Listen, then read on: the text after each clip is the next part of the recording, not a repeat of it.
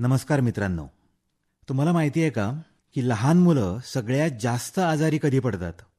म्हणजे हमखास आजारी पडण्याची वेळ कोणती? पावसाळ्याची सुरुवात, शाळेत गेले की चूक. ती हमखास आजारी पडतात ती त्यांच्या वाढदिवसानंतर लगेच. कुणाला सर्दी, कुणाला खोकला, ताप, उलट्या, अतिसार. मग घरच्यांची चर्चा सुरू. माझ्या बाबूला या बाईची दृष्ट लागली.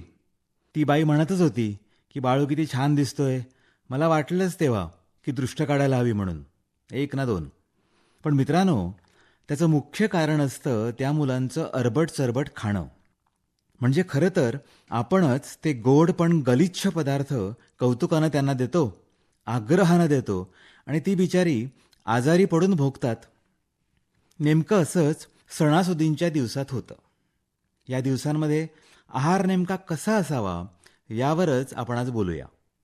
आपल्याकडले सणांचे दिवस म्हणजे श्रावण, भाद्रपद, दिवाळी, ख्रिसमस, ईद आणि बैसाखी, बसंत पंचमी इत्यादी. सणांचे दिवस म्हणजे खरं तर मानसिक आरोग्य वाढवणारे दिवस. सण आले की आपल्या सगळ्यांचंच डोपामीन सिक्रेट व्हायला लागतं आणि डोपामीनमुळे आपले सकारात्मक विचार वाढतात, उत्साह वाढतो, आजार दुखणी कुठल्या कुठं पळून जातात आणि त्यामुळे सण तर साजरे करायलाच हवेत. पण सण म्हणजे आरोग्याची वणवण असं करून उपयोग नाही. आपण श्रावणापासून सुरुवात करू. सण आणि उत्सव म्हटले की तसे पण गोड पदार्थ असायलाच हवेत आणि श्रावणात तर जास्तच. मग त्या पातोळ्या असतील नाहीतर नारळी भात. सर्वात पहिली गोष्ट आपण लक्षात ठेवायला हवी ती म्हणजे गोड पदार्थ खातोय म्हणजे काहीतरी मोठी चूक करतोय हा जो गिल्ट फॅक्टर आहे ना तो विसरायचा. वर्षातून 10-15 दिवस गोडाधोडाचे पदार्थ खाल्ले तर काही नुकसान होत नाही. श्रावणातले 2-4 दिवस, भाद्रपदातले गणेश चतुर्थीचे 2-3 दिवस, अशा काही दिवसांच्या गोड खाण्यानं वजन वाढत नाही. पण त्याला एक पण आहे. वर्षभर जर आपण आरोग्यदायी खात असू तर गोडधोडाचे आणि तेला तिखटाचे पदार्थ हे फक्त सणासुदीलाच. पण आपण श्रीखंड, गुलाबजामुन वर्षभर खात राहतो. त्यामुळे सणांच्या दिवसात आनंदी वातावरणात सगळी जवळची माणसं आलेली असताना हातातल्या लाडवाच्या नाहीतर पुरणपोळीच्या कॅलरीज मोजणारी माणसं नतद्रष्ट या वर्गात घालायला हरकत नाही. अर्थात या गोडधोड खाण्याला किंवा तेला तिखटाच्या खाण्यालाही अजून एक पण आहे. व्यायाम विसरायचा नाही. किमान चालणं तरी करू शकतो आपण तासभर. निदान पुरुष वर्ग तरी व्यायाम करू शकतो. घराघरातून शक्यतो महिलाच प्राधान्यानं स्वयंपाकघरात असतात. पुरुष मंडळी पोटावरून हात फिरवत, ढेकरा देत, गप्पा मारत बसलेले असतात. त्यामुळे पुरुषांनी तासभर आणि बायकांनी अर्धा तास तरी व्यायाम करावा. सण म्हणजे ऑफिसला सुट्टी असली तरी व्यायामाला नाही. मित्रांनो, अजून एक पण तुम्हाला सांगायला हवा. आपण किती खातो हे महत्त्वाचं आहेच आणि किती वेळा खातो हेही. साधारणतः कसं होतं बघा, सकाळी भूक लागली म्हणून पोहे होतात. बरोबर चकली, लाडू काहीतरी होतंच, चहा होतो. थोडासा वेळ होतोय तोपर्यंत आपला मित्र येतो. मग त्याच्याबरोबर एखादा लाडू, गणपती असतील तर करंजी, मोदक असं काहीतरी होतं. म्हणेपर्यंत आणखी कोणी पाहुणा येतो, त्याला डायबिटीस असतो. मग त्याच्याबरोबर तिखट अशा चकल्या आणि ग्रीन टी होतो. तोपर्यंत जेवायची वेळ होते. जेवणात तर काय, कधी पुऱ्या, कधी घारगे, कधी पुरणपोळी आणि मग एखादी पुरणपोळी जास्त जातेच. त्यात परत एखादी लांबची काकू आलेली असते. ती आपण म्हणून तयार करून आणलेले लाडू वाढते. मला कळतंय हे सगळं ऐकून तुमच्या तोंडाला पाणी सुटतंय, पण जरा आवरा. बरं, एवढं होऊन थांबत नाही. दुपारची वामकुक्षी होते न होते तोच चहा आणि शेव आणि हे चालूच रात्री झोपेपर्यंत. आणि शेवटी सणासुदीचे दिवस म्हणजे पोटाला तडस, छातीत जळजळ आणि तिकडच्या मार्गाला एकतर बूच नाहीतर नळ सुटलेला असं काहीतरी होऊन जातं. आनंदाच्या उत्साहाच्या भरात भलतीच भानगड होते. त्यामुळे खाण्याच्या फ्रिक्वेन्सीवर आवर घालावाच लागेल. हल्ली अजून एक फॅड बोकळलंय. विशेषतः रात्रीच्या खाण्यानंतर किंवा बरोबर दारू प्यायची. पूर्वी सण आहे, देवघरी आलेत म्हणून प्यायचं नाही एवढी शुद्ध होती. आता सण आहेत म्हणून प्यायचं.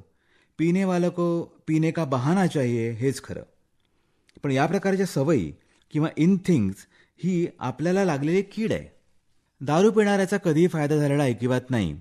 जे पेय प्यायल्यानं आपल्या स्वतःवरच संयम राहत नाही ते पेय पिऊन सुख कसं मिळेल. त्यामुळे ही आदत अभी छोडो, नाहीतर दारू तुमको कभी नाही छोडेगी. काही मंडळी बरं का दारू वगैरे नाही पित, पण आईस्क्रीम खायला जातात.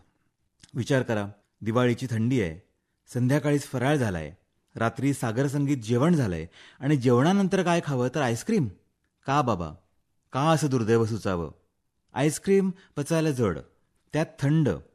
मग त्या बिचाऱ्या आधीच ओव्हरटाईम करणाऱ्या पचनसंस्थेला अक्षरशः वातच येईल की. जेवणानंतरही काही खावंच अशी इच्छा असेल तर विड्याचं पान खा ना, लवंग घाला, वेलची घाला, पचन तरी सुधारेल. एकूणच आहारात जिरं, धणे, आलं यांचा वापर जास्त करा. आता या दिवसांमध्ये काही विशेष पदार्थ आपण खावेत का, की जे टेस्टी पण असतील आणि हेल्दी पण? अर्थातच. किंबहुना आपल्याकडे धर्मशास्त्र आणि आहारशास्त्र यांची जोड घातलेली आहे ती यामुळेच. उदाहरणार्थ बघा, होळी रे होळी पुरणाची पोळी हा मंत्र सगळ्यांनाच माहिती आहे. पण का बरं? होळी कधी येते? फाल्गुन महिन्यात. म्हणजे कधी? वसंत ऋतूत.